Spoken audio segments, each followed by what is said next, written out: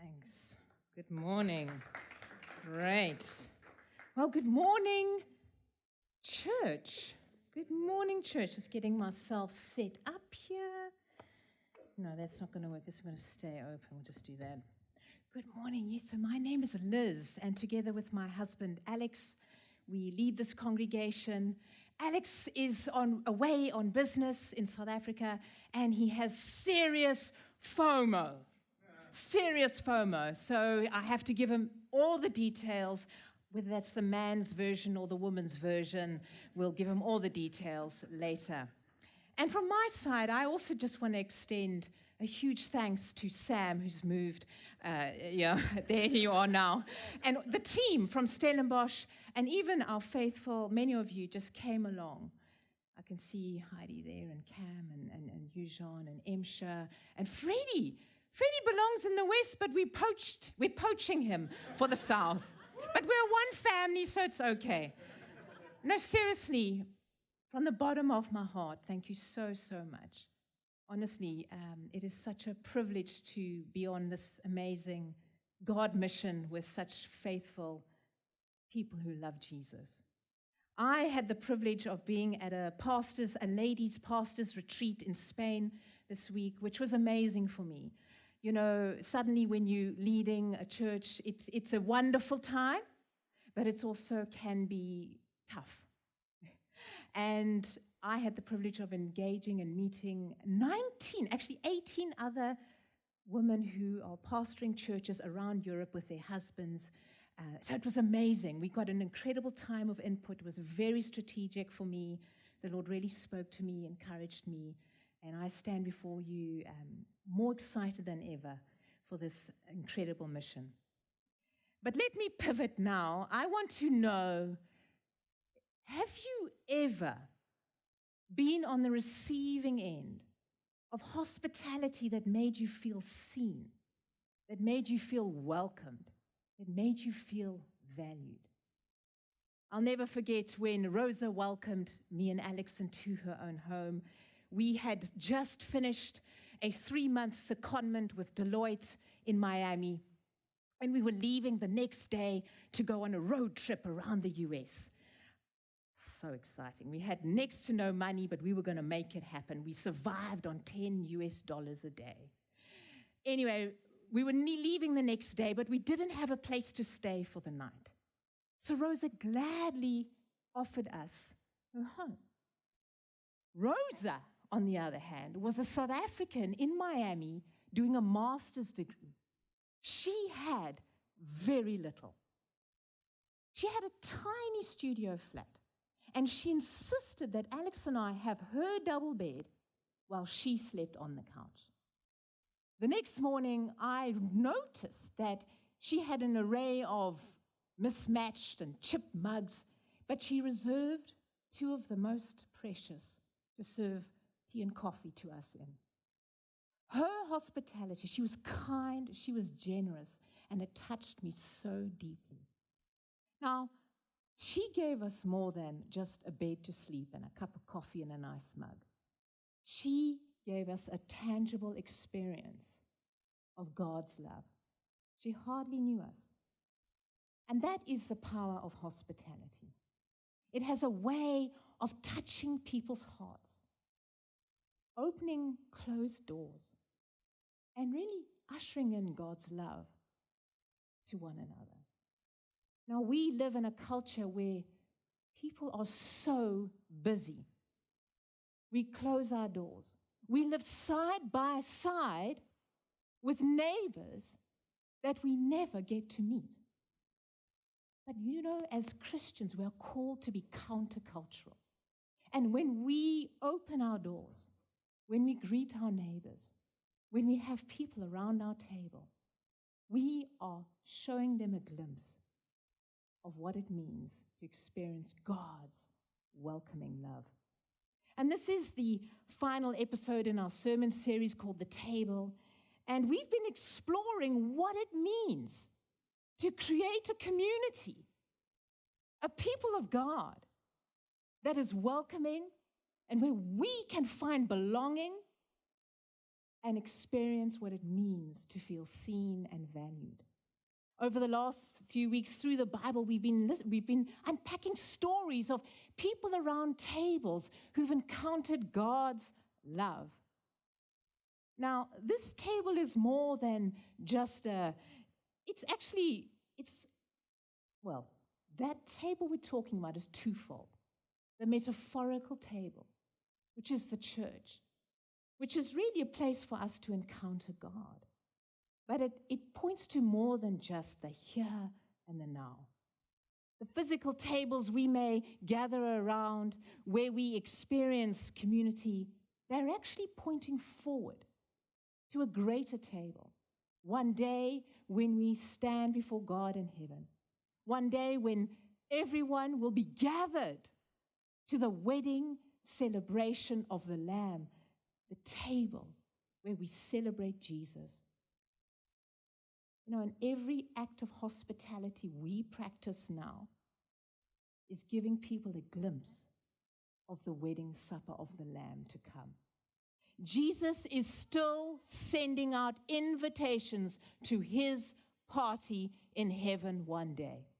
And he uses us to go into our neighborhoods, to go into our workplaces, to go into our universities, to go into our schools. He is using us to extend that invitation of welcome. And let's be honest, that when we have people around our tables, it takes work. It's preparation. Sacred places require sacrifice. Which brings me to my sermon title, which is Serve the Table. We set the table, we send the invites, the guests arrive, and it's time to serve. And that is what hospitality is all about. It's about service. Good hosts don't expect their guests to come to dinner and prepare their own meal. You can come, but you got to make the sandwiches, okay? No, it seeks to honor and it seeks to bless others. Now, we find the perfect example of that in the Old Testament, 2 Samuel chapter 9, the story of King David inviting someone called Mephibosheth. Oh, I'm so glad I said that right the first time. Mephibosheth. And that's our key passage for today. Now, I'm going to ask Judith to come up. Before she reads our passage, I just want to set a bit of context. King David has just taken the throne. He has encountered years of battle against Saul, the former king, who is now dead. And usually, when a king takes the throne, a new king takes the throne, they seek to destroy their enemies, everyone belonging to the former loyalty, the former king and his household. But something marvelous happens instead, and Judith is going to read us the story. Good morning, church. I hope everyone's good. Sorry, I'm getting over a cold, so please bear with me. But would you be so kind to turn in your Bibles to 2 Samuel chapter 9, verses 1 to 13. And it goes like this. David asked, "Is there anyone still left of the house of Saul to whom I can show kindness for Jonathan's sake?" Now, there was a servant of Saul's household named Ziba. They summoned him to appear before David, and the king said to him, "Are you Ziba?" "At your service," he replied. The king asked, "Is there no one still alive from the house of Saul to whom I can show God's kindness?" Ziba answered the king, "There is still a son of Jonathan. He is lame in both feet." "Where is he?" the king asked. Ziba answered, "He is at the house of Machir, son of Ammiel, in Lodebar." So King David had him brought from Lodebar, from the house of Machir, son of Ammiel. When Mephibosheth, hopefully I said that right, son of Jonathan, the son of Saul, came to David, he bowed down to pay him honor. David said, "Mephibosheth, at your service," he replied. "Don't be afraid," David said to him, "for I will surely show you kindness. For the sake of your father Jonathan, I will restore you to all the land that belonged to your grandfather Saul, and you will always eat at my table." Mephibosheth bowed down and said, "What is your servant?" that you should notice a dead dog like me?" Then the king summoned Ziba, Saul's steward, and said to him, "I have given your master's grandson everything that belonged to Saul and his family. You and your sons and your servants are to farm the land for him and bring in the crops so that your master's grandson may be provided for. And Mephibosheth, grandson of your master, will always eat at my table." Now, Ziba had 15 sons and 20 servants.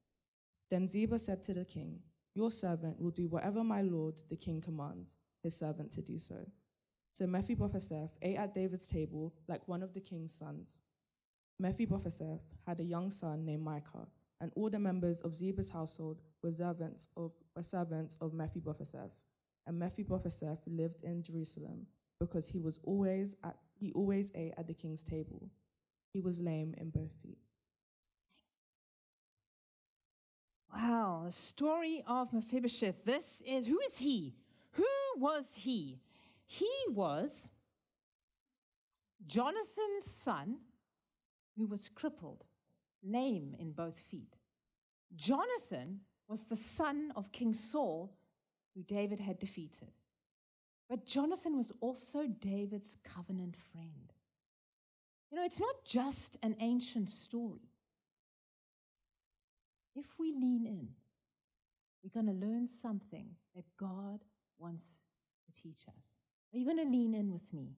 Lean in. Mephibosheth lived in a place called Lodabar. Lodabar literally means no pasture, desolate, nothing going on. He was there in obscurity. He was in hiding. He was forgotten. He was broken. Isn't that a picture of so many people in our world today? Forgotten, broken, living, hiding away from the world, afraid, feeling worthless.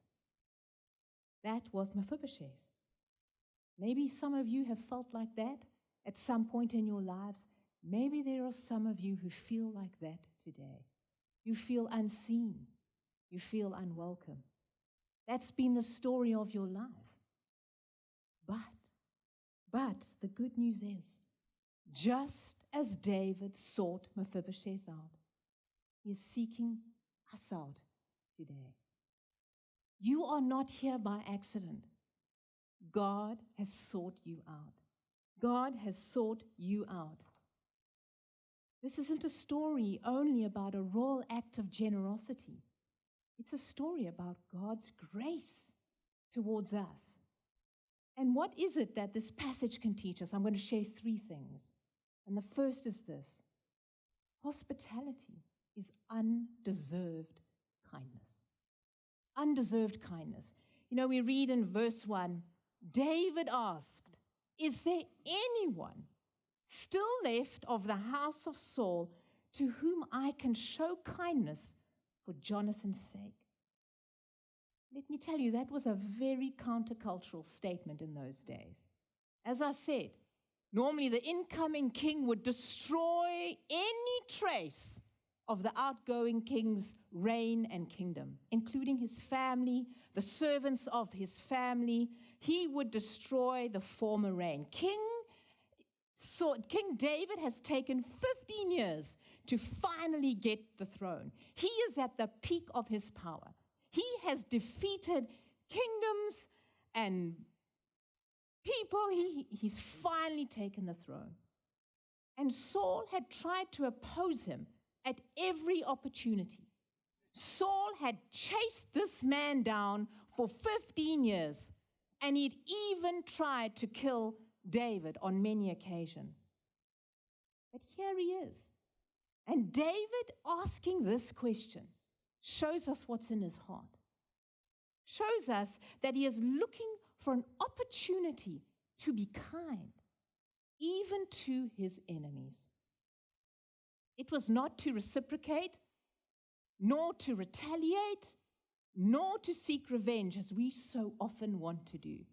But no, what he offers instead is completely the opposite. You know, about 1,000 years after this, Jesus preached his famous words on the Sermon on the Mount, which we can read about in Matthew chapter 5. Words like this: love your enemies. And this is what David was doing 1,000 years before Jesus came. Now, if you think back, some of you, most of you, if you think back to our Isaiah series, remember our Isaiah series, and we spoke about types. Types in the Old Testament being people, places, or events that point towards a greater thing to come in the New Testament. King David was a type. He was a type of Christ. His life pointed towards a greater fulfillment in the life and person of Jesus Christ. Now, from the world's perspective, Mephibosheth was worthless. He was David's enemy. He had nothing to offer the king. But David seeks him out. He doesn't just seek him out. He restores. He restores to him his inheritance. He doesn't just restore to him his inheritance. He gives him a seat at the table, the king's table. He doesn't just give him a seat at the king's table. He treats him like one of his own sons. Maybe you feel like you have nothing to offer. You have lost everything. I want to tell you, it's not what you can offer God, but what he offers you. And that's grace. God is just like David, even more so. We have all opposed him at some point in our lives. Isaiah 53 verse 6 says, "We all like sheep have gone astray, each of us seeking our own way. But God seeks us out, just as David sought Mephibosheth out." And he shows us, God shows us, as David showed Mephibosheth, undeserved kindness. Romans 5 verse 8 says, "But God demonstrates his own love for us in this: while we were still sinners, Christ died for us." While we were lost in our sin, doing our own thing, turning our back on God, while we were there, Christ died for us. Christ died for us. Undeserved kindness, grace. We are saved by grace through faith in Jesus Christ. The Bible tells us that David was a man after God's own heart. He didn't show kindness to Mephibosheth because of who Mephibosheth was. He showed him kindness because of Jonathan, the son of Saul, who was David's covenant friend. And just like that, God does not show us kindness because of what we have done. He shows us kindness because of our covenant friend, Jesus Christ. Grace for the undeserving. This is more than just a story about history. This is a picture of the gospel. Jesus came and lived the life you and I could never live, blameless, spotless, without sin. He then died the death we should have died because of our sin, so that we can be reconciled to the Father. He died, he was buried, and on the third day he rose again and is seated at the right hand of the Father. And because of that great act of mercy and grace, we can come to the table. 2 Corinthians 5 verse 21, God made him who had no sin to be sin for us, so that in him we might become the righteousness of God. And because Christians in the room, if you are a Christian in the room, because we have received that incredible act of grace, undeserved kindness, we in turn ought to show that grace and undeserved kindness to others. And how do we do that? We do that by being intentionally kind, generous, and welcoming, not because of what others can offer us, but because of what Christ has done. It is not that we invite and open our doors and pull up a seat of the table to others because they can in turn do something for us. True hospitality, godly hospitality, opens its doors, invites, and expects no repayment. I want to ask you, who in your life can you show undeserved kindness to this week? Is it someone who has hurt you? Is it someone that is maybe not as lovable, easy to love, should I say, as your best friend? Is it maybe someone who is on the outskirts, someone who you've noticed in the corner? Who can you show undeserved kindness to this week? And how? Because hospitality is undeserved kindness. The second thing this passage teaches us, if we lean in, is that hospitality is inclusive generosity. Verse 8 and verse 13, Mephibosheth bowed down and said, "What is your servant that you should notice a dead dog like me?" A dead dog like me.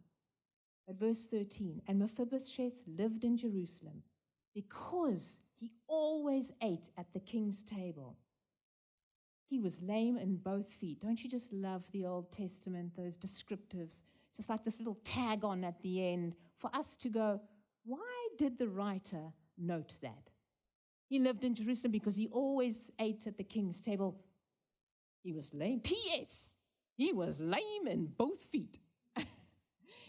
That little piece tells us something. Mephibosheth was powerless.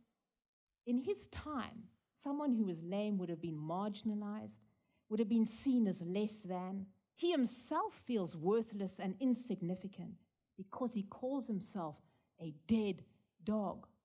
Maybe some of you feel like you're a dead dog.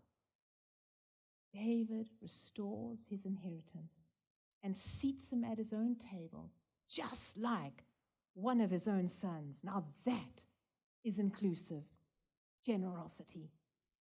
Now, if you know anything about King David, I love the story of David and his journey to finally being the king and beyond. He was a shepherd boy. He was the youngest of many sons. And when Samuel was looking to anoint the new king, all his brothers were called to line up before him, but David was excluded. He was on the outside. But actually he knew. Samuel knew there is one who is missing. Is there not another one?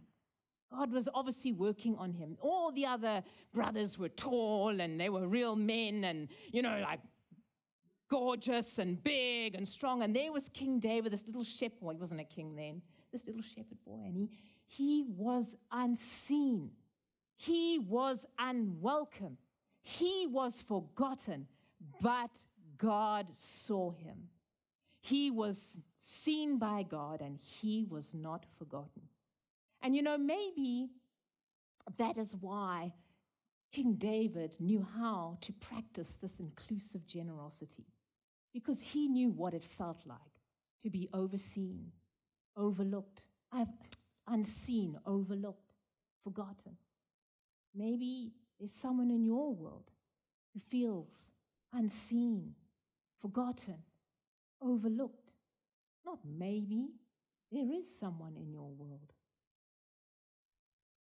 And just like the example that David sets before us, by including others,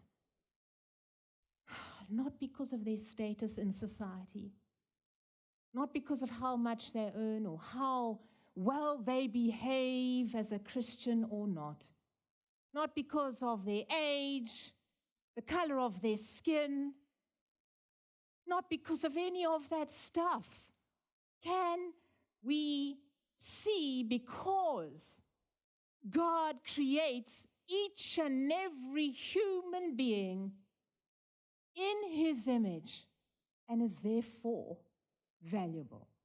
When we look at others who are different to us, when we look at others who are less easy to love, what do we see?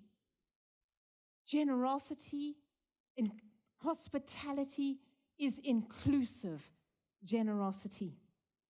You know, Psalm 68 verse 6 says this: God sets the lonely in families. What a promise.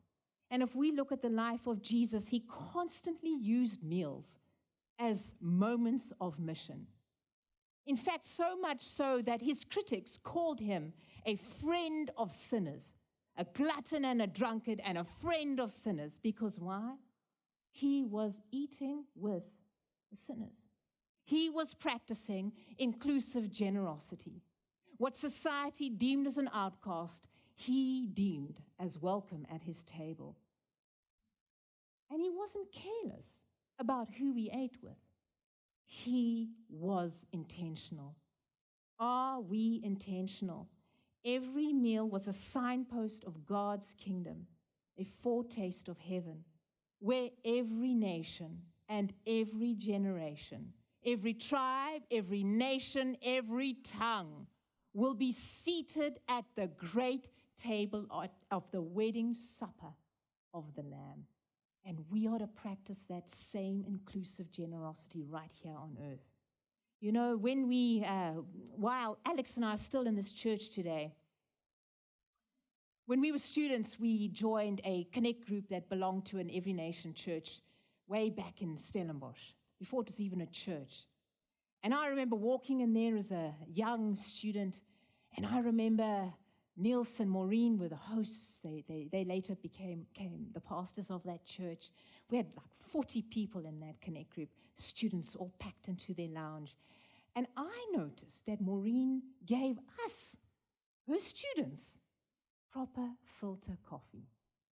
Now, if I'm not so young anymore. In those days, that was a super treat. Yeah, we just, go to Starbucks and, there was nothing like that when I was growing up. Just saying we had no shoes, we walked in the snow to school. No, I'm just joking. We did not do that. I grew up in Africa. There was no snow where I was. But there were no coffee shops like we know them today. And filter coffee was a treat. The best I could do was Nescafe, right? And that stuck with me. Nescafe. Anyone working for Nescafe, right? She gave us her best. And I remember speaking to her about it. And I've always remembered that. Give your best to your guests. And it's because we experienced spiritual family in our church there and throughout that we have remained in this wonderful church. And for those of you who are here maybe for the first time, maybe you're here also and you feel unseen, you feel unvalued, you feel forgotten, I just want you to know that you are welcome. You are seen. And you are not forgotten. And I am sorry if you have ever experienced those feelings at the hands of the church. That is not what God intended. Now, who in your world might feel like an outsider? And how could you make space for them at your table over the next few weeks? Listen to this amazing promise in Hebrews 13, verse 2.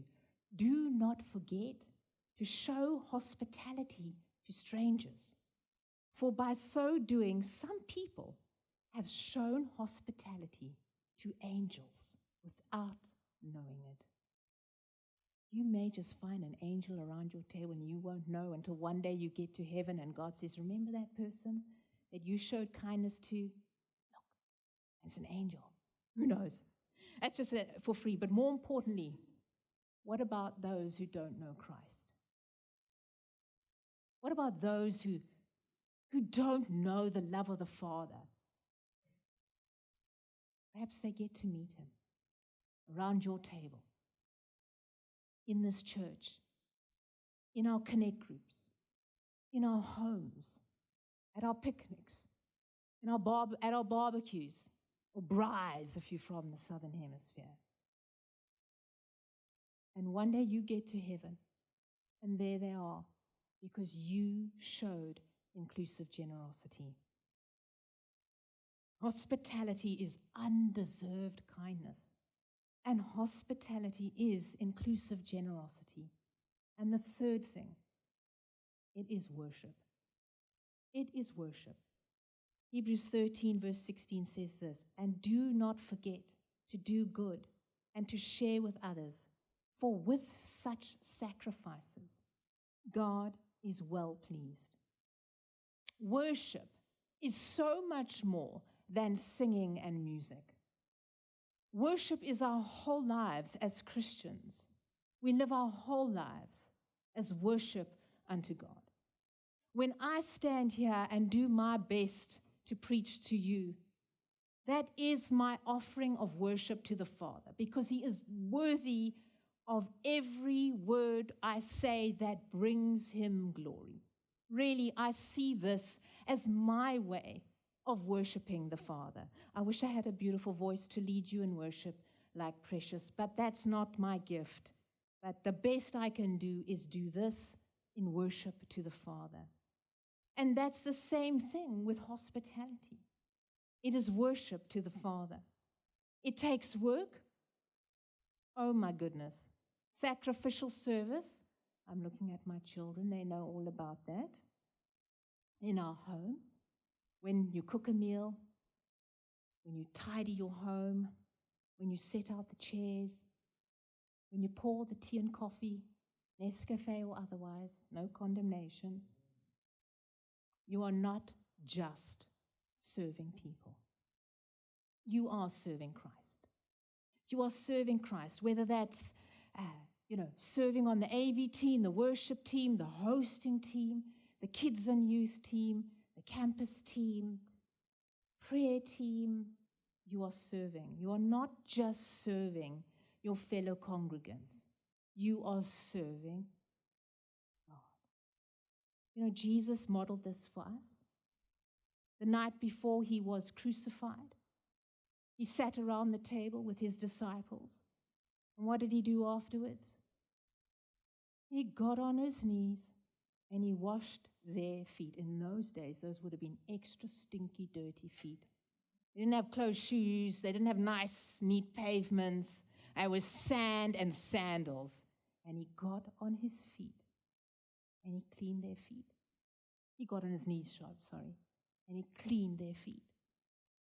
He even cleaned the feet of Judas Iscariot, whom he knew would go and betray him. Even though you, Judas, are going to betray me, I still love you, and I lay down my life for you. And just as Jesus served like that, so we ought to serve one another. Don't necessarily need to wash feet, but if that's what it is not beneath us. It is an act of worship. It's the heart of worship. 1 Corinthians 10 verse 31 says this, "So whether you eat or drink, or whatever you do, homework, work in the home, work in the workplace, whatever you do it all for the glory of God." Christians, we are called to enter the narrow gate. The path is not easy. It's not easy. The easy path is to say, I'm too tired, I'm too private, my home is too small, I'm too introverted. It's much easier for us to live with our side by side our neighbors and just put our blinkers on and get to our place of work or school or university or whatever and ignore our neighbors. It is much easier to do that. But we are not called to do easy. But when we serve through hospitality, that shines out in a dark and lonely and disconnected world. You are saying, I see you, you are valued, you are welcome, I see you. The Father in heaven sees you and He loves you. That is hospitality. You know, bottom line is this: practicing hospitality is living life on a mission. That's what it is. It's going to take sacrifice. It won't always be easy, but you need to know this. With that sacrifice, God is well pleased. And I can tell you this: God is no man's debtor. Whatever you sow or give up or offer as sacrifice, you will receive back so much more. Because that's the heart of the Father. So let me ask you this. What would change if you saw serving not just as a task, but as worship unto God? 3 things. Who can you show undeserved kindness to this week? Someone who's new to church, culturally different to you, socioeconomically unlike you, age is different to you. What table can you invite them to? Your home, to church, a social Sunday picnic, connect group, serving team. And how can you see serving as an act of worship and not just work? I want to say thank you to our serving teams who serve week in and week out. And I want to ask, hey, are there any of you, maybe God is saying, would you serve in this church as an act of worship to the Father? Maybe that's your one takeaway for today, joining a team. Every one of our teams, there is space on the team. That's a polite way of saying things. There's space on every team, and you might find your very purpose and destiny in that team. So, imagine with me for a moment, close your eyes. Abby, please. Imagine with me for a moment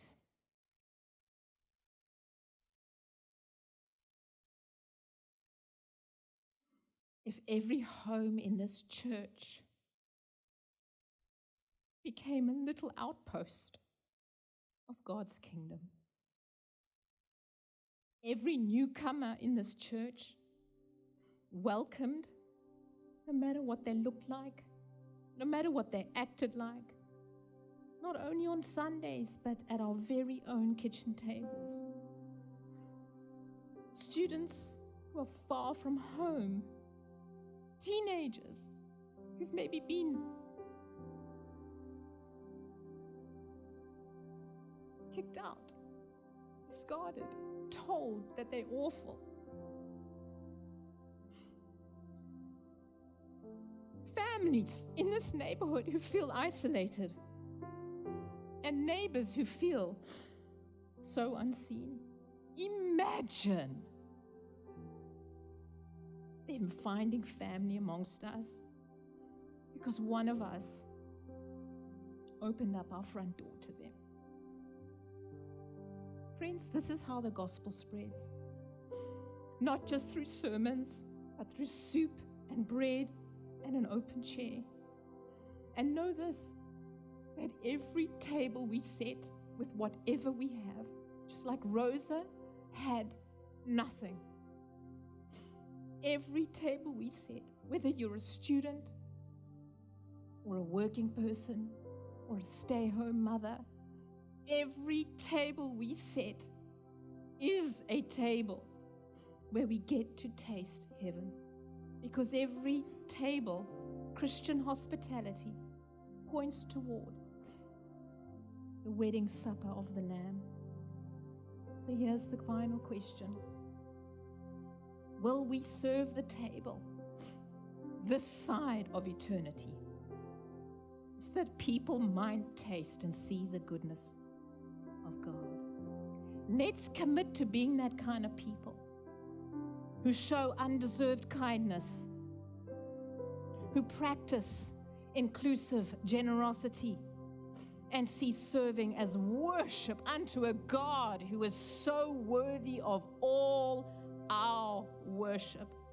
Until that day, we all feast together in heaven at the wedding supper of the Lamb. I'm going to pray, and then we're going to sing a closing song. Lord, thank you that you welcomed us when we didn't deserve it. Holy Spirit, help us to welcome others, no matter who they are, where they're from, how they act. Let us welcome them, Lord, to serve with joy and reflect your kingdom in every act of hospitality we engage in. May our homes, may our church, and our lives be tables where people encounter your love. Thank you, Lord.